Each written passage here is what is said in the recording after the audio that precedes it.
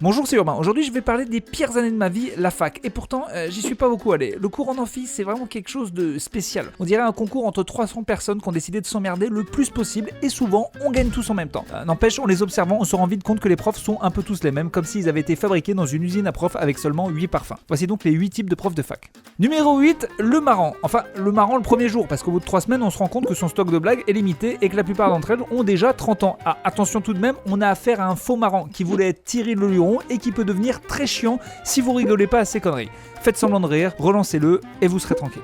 Numéro 7, le qu'est-ce qu'il fout là ? Le mercato de la fac, c'est comme celui du foot, parfois en août, il manque un poste et on prend un mec à la va-vite pour combler un trou. Et ben ce mec, t'es tombé dessus et ça va être très dur à regarder. Il connaît mal la matière, il vérifie que le micro est pas éteint mais c'est juste qu'il parle pas fort du tout et donc personne ne l'écoute. Ce qui est bien, c'est que normalement ces profs mettent 12 à tout le monde et 16 si tu fais semblant d'écouter.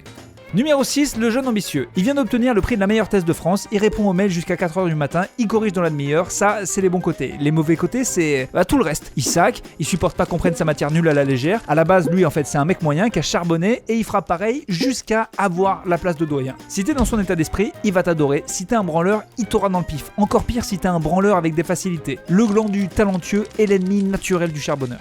Numéro 5, le syndicaliste. Grosse beubare, marrant, intelligent, mais un poil branleur, c'est un bon prof. Son défaut, c'est qu'il a tendance à tout ramener à la politique. L'esprit 68 lui manque, et s'il y a un début de mouvement étudiant, il est là. Y a plus de café dans la machine ? Faut faire une grève les petits, hein. Après, s'il y a une embrouille avec l'administration, c'est quand même le plus efficace.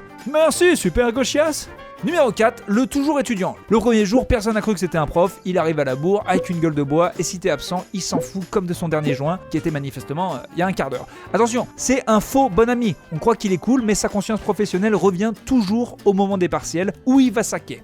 Numéro 3, l'anticonformiste. Version moderne du syndicaliste dont il est le jeune padawan, il passe son temps à dire que les notes ne servent à rien, que l'administration n'a rien compris, que le système de la fac est kafkaïen. Et donc par revendication, il donne le sujet du partiel le jour du dernier cours. Le jour où personne n'est là, à part 20 irréductibles, qu'il faudra soudoyer pour obtenir la précieuse info. Numéro 2, l'enflammé. Il a trop vu de films avec Robin Williams et il est adepte de la technique du « posez vos bouquins ». C'est pas là que vous allez apprendre ce qui va vraiment vous servir dans la vie. L'important c'est le cœur. Sauf que les partiels c'est dans 2 semaines et donc ça part d'un bon sentiment, mais on aimerait bien avoir le cours. Et vu qu'on n'est pas dans un film américain, ces leçons de vie sont souvent hyper gênantes.